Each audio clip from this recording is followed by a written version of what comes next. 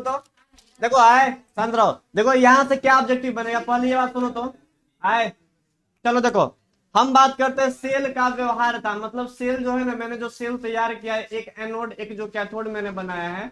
Anode क्या होता है, इलेक्ट्रॉन देने का काम करता है। कैथोड क्या करता है, इलेक्ट्रॉन लेने का काम करता है। तो एक सेल बन जाता है हमारा कि इलेक्ट्रॉन इधर ट्रेवल करता है तो करंट उसके अपोजिट डायरेक्शन में विद्युत धारा प्रवाहित होता है, तो हम बोलते हैं सेल हमारा वर्क कर रहा है। अब देखो तो वो सेल जो है ना, हम जो सेल जो मैंने लिया वो सेल केमिकली वो फिजिबल है। सेल केमिकली वर्क कर रहा है कि नहीं कर रहा है, इसका कुछ कंडीशन होता है, हम समझते हैं। अगर बताओ तो सेल का अगर वोल्टेज होता है ईएमएफ ऑफ द सेल, ऐसा सेल का जो ईएमएफ है हमारा, पहले यहां से देख लो, 3 लाइन मैंने लिखा ये 3 याद रखना पड़ेगा तुमको, ऑब्जेक्टिव में क्वेश्चन आता है। सुनो, सेल का पोटेंशियल मतलब सेल का जो वोल्टेज होता है हमारा, ईएमएफ ऑफ द सेल, ठीक है, इसको बोलते हैं विद्युत वाहक बल जो होता है सेल का, वो क्या होता है, ग्रेटर देन 0 होना चाहिए।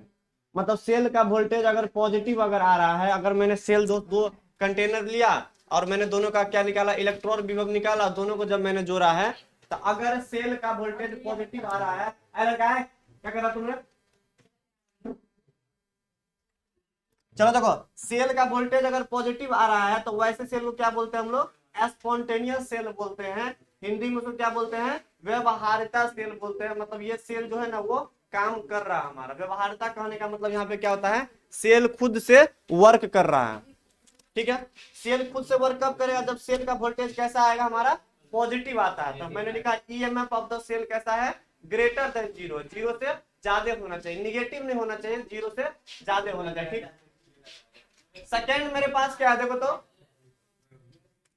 सेकेंड क्या है मेरे पास, देखो तो अव्यवहार्यता से। एक होता है व्यवहार्यता जो खुद से काम करेगा, एक होता है अव्यवहार्यता से। तो बताओ कि यहाँ पे कैसा कंडीशन देखने को मिलेगा, जब सेल कैसा होगा हमारा, लेस देन 0, मतलब 0 से क्या होगा, सेल का ईएमएफ हमारा कम आएगा, निगेटिव आएगा। कभी तुम लोग देखा कि सेल का वोल्टेज निगेटिव आता है, नहीं आता। अगर ऐसा कुछ आ रहा है तो समझते हैं उसको हम अव्यवहार्यता से, उसको बोलते हैं नॉन स्पॉन्टेनियस सेल। वो सेल काम नहीं करेगा तुम्हारा, क्योंकि निगेटिव में पड़ा हुआ है, इसका कोई वोल्टेज नहीं बनेगा हमारा। कैसा है ये, निगेटिव सेल है हमारा।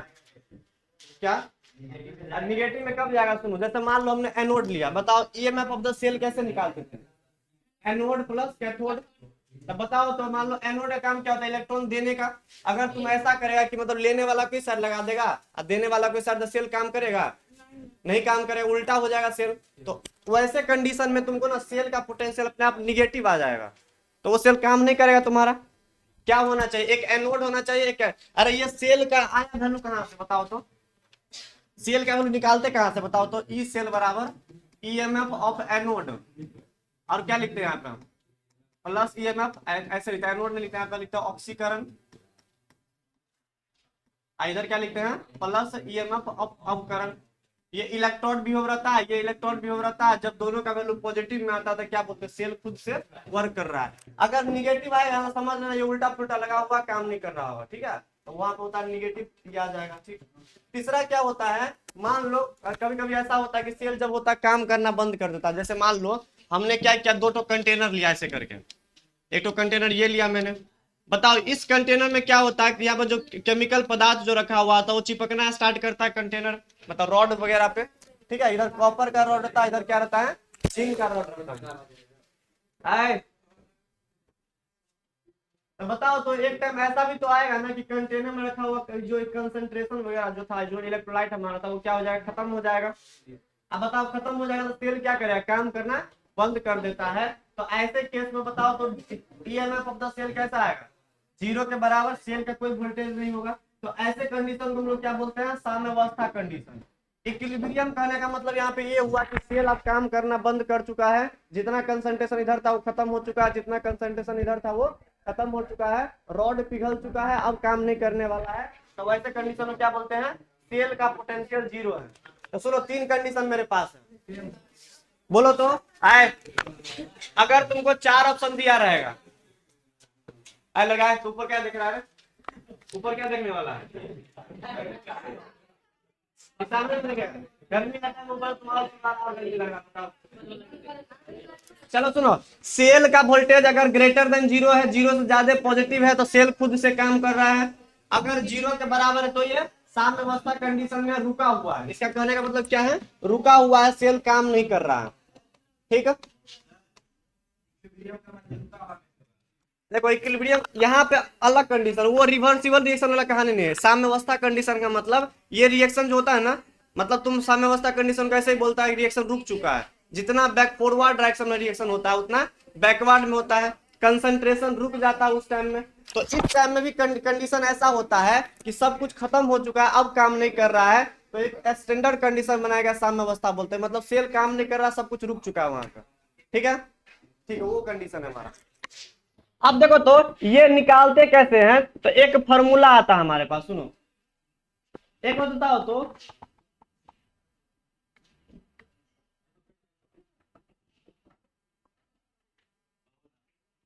चलो सुनो, तो आएगा आएगा पीछे आए, लेट से कहा आता तुम लोग बाहर रहो, लेट से आता तो बाहर रहो, डिस्टर्ब कर रहा है, देखो सबको डिस्टर्ब कर दिया तुम। चलो सुनो, अब यहाँ पे एक होता है डेल्टा जी। सुनो डेल्टा जी से कैसे हम कंपेयर करते हैं।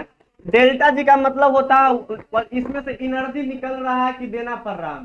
एक बात बताओ तो, जब हम इलेक्ट्रोकेमिकल सेल जब मैंने बनाना स्टार्ट किया था वहां पे, तब मैंने क्या बोला था कि उसमें जो कंटेनर मेरे पास होगा उसका क्या होता है, टेम्परेचर कुछ राइज कर जाता है। तो हमने क्या बोला था कि इस एनर्जी को किस में कन्वर्ट कर देंगे, हम इलेक्ट्रॉन को भेजने में लगाएंगे हम।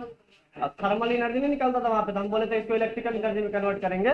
ठीक है, तो ये डेल्टा जी ना कहीं हमारा एनर्जी से रिलेटेड है। तब बताओ तो डेल्टा जी जो होता है, इसको दिमाग में डालो, डेल्टा जी जो होता है हमारा एनर्जी से रिलेटेड है। तो इलेक्ट्रोकेमिकल सेल जो खुद से काम कर रहा होगा, खुद से जो वर्क कर रहा होगा, बताओ तो उसका एनर्जी कैसा होगा, एनर्जी बाहर निकाल रहा होगा कि एब्जॉर्ब कर रहा होगा। एनर्जी बाहर निकाल रहा होगा, तभी तो उसका यूज करके क्या करता है, इलेक्ट्रॉन भेजने में लगा देता है। तो तुम एक बार दिमाग में डाल लेना यहाँ पे कि डेल्टा जी जो होता है ना, वो कैसा होता है, हमारा निगेटिव ऑफ एनर्जी होता है। मतलब वो सिर्फ हमारा काम करेगा, डेल्टा जी से रिलेट किया है इसको। डेल्टा जी समझते क्या होता है, डेल्टा जी एक ऊर्जा का कॉन्सेप्ट है हमारा। कहने का मतलब जब सेल खुद से वर्क करता है उस टाइम क्या करता है, कुछ एनर्जी बाहर निकालता हो। तो बताओ तो डेल्टा जी बराबर हम ऐसे लिख सकते हैं निगेटिव ऑफ एनर्जी। अलग क्या है, चलो बाहर चलो, चलो बाहर चलो।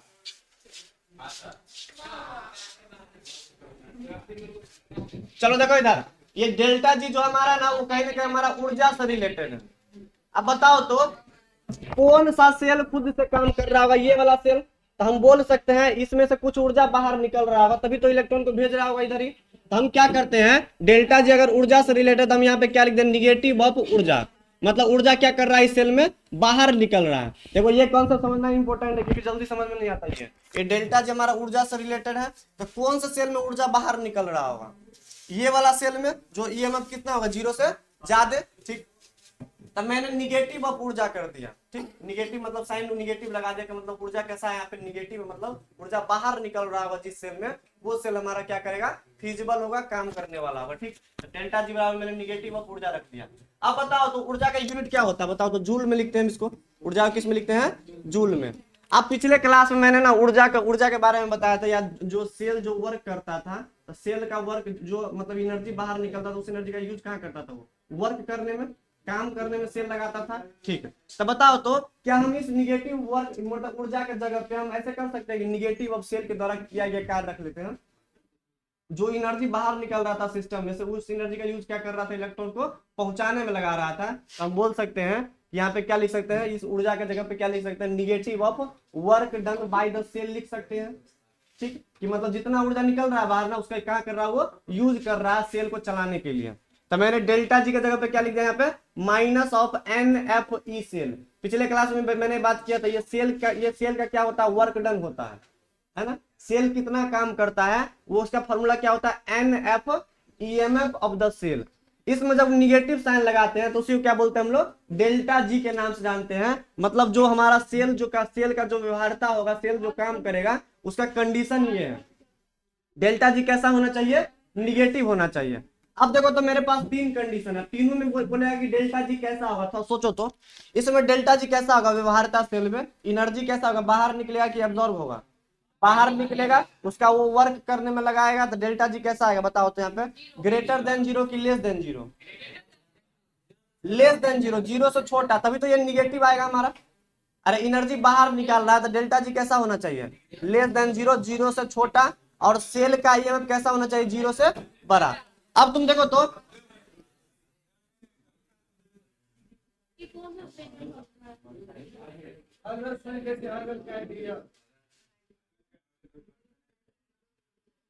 बोलना जरूरी है तुमको? क्या बात है वहां पे? कौन बंद किया रहा?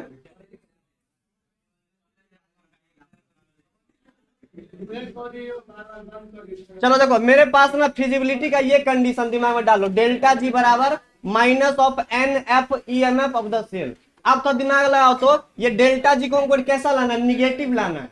डेल्टा जी कैसा लाना है? निगेटिव। तो बताओ, तो ये निगेटिव कब आएगा? जब सेल कैसा आएगा? Positive.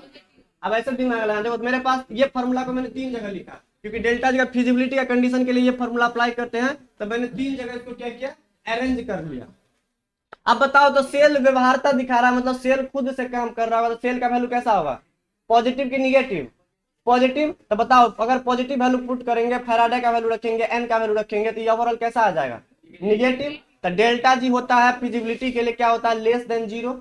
Delta G always negative, अगर सेल काम कर रहा होगा तब। ईएमएफ कैसा होगा सेल का?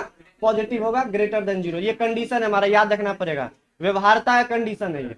बताओ अव्यवहारता कंडीशन क्या होगा जब सेल काम नहीं कर रहा होगा? तो बताओ ये कैसा होगा हमारा? पॉजिटिव आना चाहिए। कैसा आना चाहिए? पॉजिटिव। तो बताओ कि सेल का वैल्यू कैसा रखना पड़ेगा यहाँ पे? निगेटिव। तो ईएमएफ सेल रखना पड़ेगा निगेटिव, तो निगेटिव निगेटिव कैसा हो जाएगा? पॉजिटिव। तो डेल्टा जी का वैल्यू कैसा है? Greater than zero. तो एग्जाम में पूछेगा अव्यवहार्यता का कंडीशन क्या है, तो डेल्टा जी कैसा होना चाहिए? Greater than zero. और सेल कैसा होना चाहिए? Less than zero. जीरो से कम और जीरो से ज्यादा। तीसरा क्या? तो मैंने यही फॉर्मूला को यहाँ पे ले जाकर रख दिया, डेल्टा जी बराबर माइनस एन एफ सेल।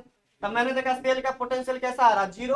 अब मैंने जीरो रख दिया, तो बताइए ओवरऑल कैसा हो जाएगा? जीरो। तो दोनों क्या हो जाएगा यहाँ पे? जीरो। जल्दी नोट करो, आप क्वेश्चन करते हैं, इसमें 2 क्वेश्चन पूछा।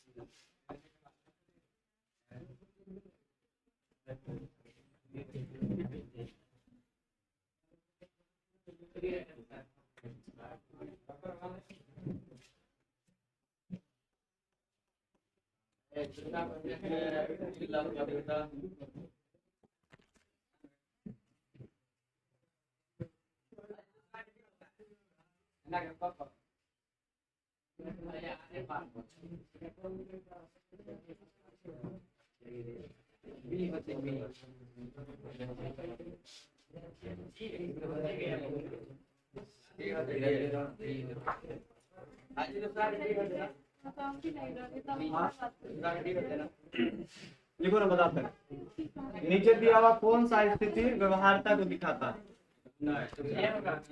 व्यवहार्यता करने का मतलब खुद से काम करने वाला से। खुद से काम कौन करेगा? जहाँ पे एनर्जी निकलेगा। एनर्जी कहाँ पे निकलता है? डेल्टा जी कैसा होना चाहिए? निगेटिव होना चाहिए। डेल्टा जी निगेटिव और सेल कैसा?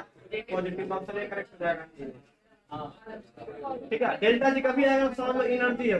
एनर्जी बाहर निकल रहा है कि अंदर आ रहा है? तो बाहर निकल रहा है तभी तो उस एनर्जी का यूज करके वर्क कर देता है ना। ऐसे दिमाग लगा। सेल अभिक्रिया व्यवहार्यता कौन सा कंडीशन होगा? सेल कैसा होना चाहिए? पॉजिटिव की negative? EMF of the cell greater than 0 कैसा होगा? बी।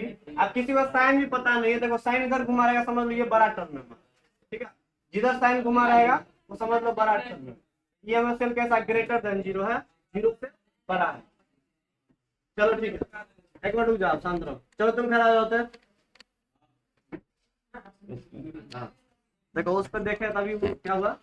क्या हुआ? अरे रुको, चलो तुम खड़ा हो पहले इधर। चलो बताओ इसका आंसर क्या होगा? साम्यावस्था स्थिति मतलब सेल रुक गया है। साम्यावस्था का मतलब यहाँ पे क्या होता है? सेल रुक गया है, काम नहीं कर रहा है।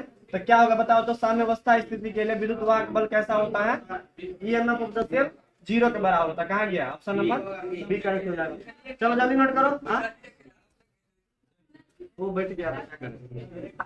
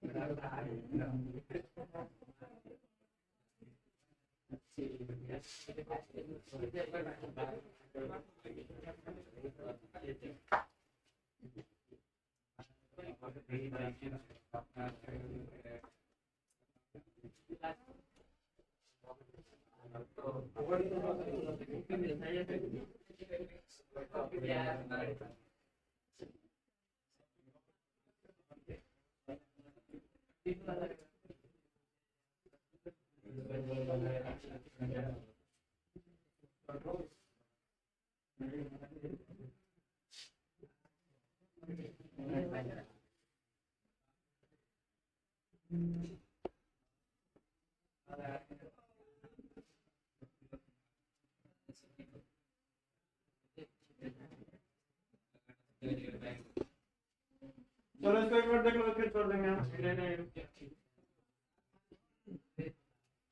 चलो सुनो, अभी मैंने सेल के व्यवहारता के बारे में बताया, सेल काम कर रहा है कि नहीं कर रहा है। अगले क्लास में ना एक दो लेक्चर इसमें और बचा हुआ है, मतलब खत्म हो जाएगा क्लास में। मतलब ये सेल, ये जो इलेक्ट्रोकेमिकल सेल पढ़ा रहे हैं वो खत्म हो जाएगा, इसका इलेक्ट्रोलाइटिक से स्टार्ट करेंगे।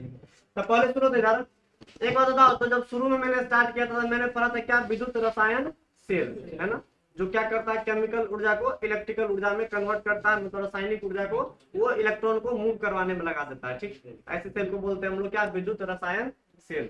उसको हम और नाम से जानते थे ना, विद्युत रसायन सेल या गैल्वेनिक सेल या वोल्टाइक सेल, तीनों नाम सेम ही था वहां पे। ठीक, जब जिंक और कॉपर का रॉड लेते थे तो वो वैसे स्पेसिफिक गैल्वेनिक सेल को क्या बोलते थे हम, डैनियल सेल। मतलब कुछ नया नया वर्ड आ रहा है, वर्ड को दिमाग में डालते रहना। सेल सेल के देखो हमने पढ़ा इलेक्ट्रोकेमिकल सेल, विद्युत रसायन सेल, उसका एक स्पेशल टाइप होता है डैनियल सेल, डैनियल सेल, ठीक है। एक और होता है हमारा ये सांद्रता सेल। क्या होता है देखो, अलग अलग नाम आ रहा है, अलग अलग तरीका दिमाग में डाल लेना। ये सांद्रता सेल क्या है, अब इसको थोड़ा समझते देखो। उधर मैंने एक ही सेल पढ़ा था विद्युत रसायन सेल, ये भी विद्युत रसायन सेल का ही टाइप है, हमारा नाम अलग अलग है, समझते क्या इसमें डिफरेंस है। देखो तो अब एक बता दो तुम लोग, जब इलेक्ट्रोड विभव निकालते थे तो मैंने बोला था कि इलेक्ट्रोड विभव जो होता है या कोई भी सेल का जो वोल्टेज निकालते हैं वो कितने फैक्टर पर डिपेंड करता है, 3 फैक्टर पे। बताया था ना मैंने वहां पे। पहला फैक्टर क्या था कि कैसा इलेक्ट्रोड मैंने लिया है, कैसा मैंने इलेक्ट्रोड लिया, अलग अलग इलेक्ट्रोड के लिए क्या वोल्टेज अलग अलग आएगा, क्योंकि किसी के पास देने का टेंडेंसी ज्यादा होता है, किसी के पास लेने का टेंडेंसी ज्यादा होता है, इस तरीके से। तो मैंने वो अपना निकाला, एक तरीका नोट्स इक्वेशन मेरे पास था, स्टैंडर्ड कंडीशन में देगा, नॉन स्टैंडर्ड में, वहां से हम निकाल देते थे, कोई दिक्कत नहीं है, ठीक। सेकंड मेरे पास क्या था, दोनों में क्या होना चाहिए, इलेक्ट्रोलाइट का डिफरेंस, मतलब जो मेरे पास जो सांद्रता है, सांद्रता कम है कि ज्यादा है उस पर भी डिपेंड करता था। सेकंड मैंने लिखाया था, पहला लिखाया था मैंने नेचर ऑफ रॉड पे डिपेंड करता है कि रॉड का स्वभाव कैसा, देने वाला कि लेने वाला, उस पर डिपेंड करेगा। एनोड देने वाला होना चाहिए और ये लेने वाला होना चाहिए, ऐसा देखा था। सेकंड मैंने देखा था इलेक्ट्रोलाइट किसका, मतलब इलेक्ट्रोलाइट का कंडीशन क्या है, किसी का इलेक्ट्रोलाइट ज्यादा है किसी का कम होगा, तो अलग अलग कंसंट्रेशन में वोल्टेज क्या था हमारा, अलग अलग आता। तभी तो मैंने स्टैंडर्ड कंडीशन एक बनाया था कि 1 मोलर कंसंट्रेशन में बात करेंगे। तीसरा मैंने बात किया था टेम्परेचर पे, तो टेम्परेचर जनरली कितना लेते हैं हम लोग, 298 केल्विन ही लेते हैं, उसमें कोई दिक्कत नहीं है, हमेशा रूम टेम्परेचर पर ही काम करते हैं, ठीक। एक होता है सांद्रता सेल, सांद्रता सेल का खासियत क्या होता है पता है, 2 कंटेनर लेंगे, पहले जिसका खासियत समझ लेते हैं। एग्जाम में पूछता है सांद्रता सेल का डेफिनेशन 2 नंबर में आता है, एक ऑब्जेक्टिव में ये क्वेश्चन बनता है, समझते सुनो क्या होता है। मैंने क्या करना सांद्रता सेल बनाने के लिए, यह जो होता है एक विद्युत रसायन सेल ही होता है, कोई ज्यादा डिफरेंस नहीं, ये हमारा विद्युत रसायन सेल ही होता है। समझते कैसे, सुनो। एक कंटेनर मैंने लिया और उसमें क्या किया, मैंने जिंक का रॉड डाल दिया। एक दूसरा कंटेनर लिया, उसमें मैंने क्या डाल दिया, यहाँ पे जिंक का रॉड डाल दिया। और सॉल्यूशन जो भरेंगे इसके अंदर में इलेक्ट्रोलाइट वगैरह भरते तभी तो ये पिघलना स्टार्ट करता है, ऐसे करके।